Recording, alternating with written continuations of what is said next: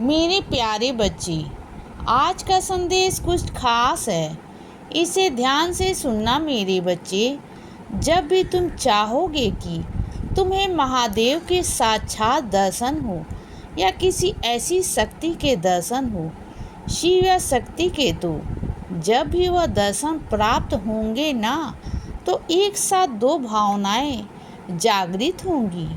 एक प्रेम की भावना, सम्मान की भावना, और दूसरी भावना डर की, क्योंकि उनके पास शक्ति इतनी ज़्यादा है ना कि यह दोनों तरफ की भावनाओं का जागृत होना तो लाजिमा है।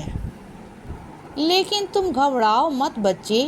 तुम्हारे साथ वर्तमान में जो भी हो रहा है, तुम्हारा डर लगना, कुछ चीज़ों से तुम्हारा मन हटना, कुछ चीज़ों से तुम्हारा आकर्षण होना, कुछ चीज़ों के प्रति कुछ प्रण जो तुमने लिए थे उनका फिर टूट जाना, यह सारी चीज़ें यूं ही तुम्हारे साथ नहीं हो रही हैं। आज वह उनका शरीर नहीं है, लेकिन उनका विशेष आशीर्वाद है तुम पर। और वह अपनी इच्छा चाहते हैं कि तुम्हारे माध्यम से पूरी हो, जो उनकी आध्यात्मिक इच्छा थी, जो वह पूरी नहीं कर पाए। वह चाहते हैं कि वह अब तुम पूरी करो बच्चे। उन्हें तुम में सक्षम नज़र आ रही है।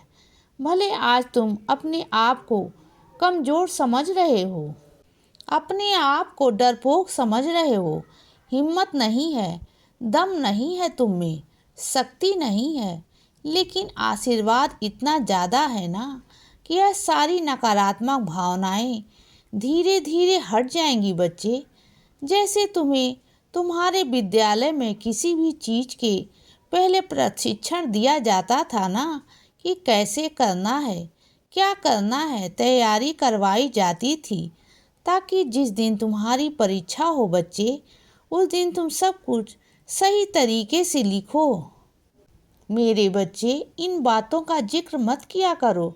जिक्र करने से फिर यह शक्तियाँ तुमसे संपर्क करने में हिचकिचा जाएंगी, क्योंकि कई सारे लोग फिर अपनी कई सारी चीज़ों को तुम पर लगा देंगे। कुछ लोग चाहेंगे कि वह अपने सवाल जवाब उन महाशक्तियों से, शिव शक्ति से पूछने के लिए तुम्हें जरिया बनाने की कोशिश करेंगे बच्चे। इन सब में बहुत परेशान हो जाओगे तुम, इसीलिए किसी से जिक्र मत किया करो। और एक बात मुझे कहना है तुमसे, तुम्हारा आज से 10 साल 20 साल बाद को लेकर बहुत डर है कि क्या होगा तुम्हारा, तुम्हारी नौकरी का क्या होगा। कहीं कुछ ऐसा तो नहीं आ जाएगा जो तुम्हें हटा देगा या तुम्हारे जैसे लोगों को हटा देगा। ऐसा कुछ नहीं होगा। जब भी ऐसी उत्पत्ति आती है ना, जब भी इस तरह की परेशानी आती है, तो साथ में समाधान भी आता है बच्चे, और अवसर भी आते हैं। कुछ हटता है तो कुछ और बनकर निकलता है। कुछ रास्ते खुले हुए हैं। तुम घबराओ मत या डरो मत। यह जीवन का ठिकाना किसी का नहीं है। सब कुछ जो भी है ना, वो महादेव ने स्वयं लिख रखा है। जिसने जब जैसा जहाँ जीना होगा, तब वैसा वैसा जिया जाएगा। जिस भाग में जो है वो उसका भाग्य, और जिसके भाग में जो नहीं है वो उसका भाग्य। तो बस जो जो हो रहा है, जैसे हो रहा है बच्चे, उसमें विश्वास रखो, प्रकृति पर विश्वास रखो। बाकी सब ऊपर वाला बैठकर देख रहा है।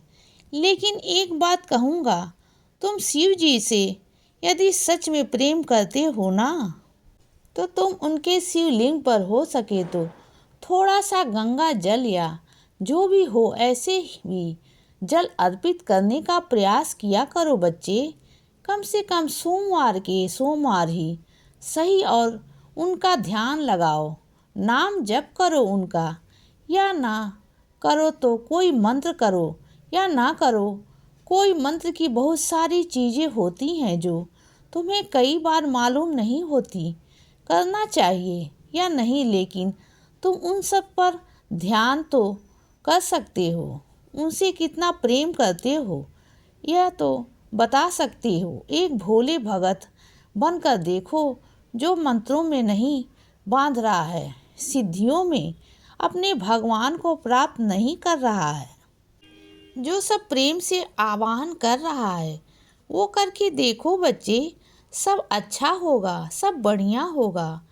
और जिस सुकून की तलाश में हो बच्चे, वो सुकून कहीं और नहीं मिलेगा। वो सुकून तुम्हारे अंदर ही है, तुम्हारे अंदर। बस तुम्हें उसे पहचानने की ज़रूरत है बच्चे। तुम्हें पता है, तुम्हारे अंदर इतनी काबिलियत है कि तुम दूसरों को परामर्श दे सकते हो। तुम्हें इतनी काबिलियत है कि तुम दूसरों के दुख दूर कर सकते हो बच्चे। कि तुम में इतनी काबिलियत है, तुम दूसरों के चेहरे पे खुशियाँ ला सकते हो बच्चे। और जब तुम में इतनी काबिलियत है तो अचानक ऐसा क्या हो जाता है बच्चे कि तुम बेचैन से हो जाते हो, तुम परेशान से हो जाते हो। तुम्हें पता है, तुम्हारी इतनी समस्या भी पता है और तुम्हें उस समस्या का समाधान भी पता है बच्चे। लेकिन जब बात समाधान की आती है, तब तुम उससे पीछे हट जाते हो। इसीलिए बच्चे, परेशान मत हुआ करो और खुश रहा करो और खुशियाँ बांटा करो। इसीलिए बच्चे, सदा खुश रहो और हमेशा मुस्कुराते रहो। मेरा आशीर्वाद हमेशा तुम्हारे साथ है बच्चे। अब रात हो गई है मेरे बच्चे, अब सो जाओ। शुभ रात्रि।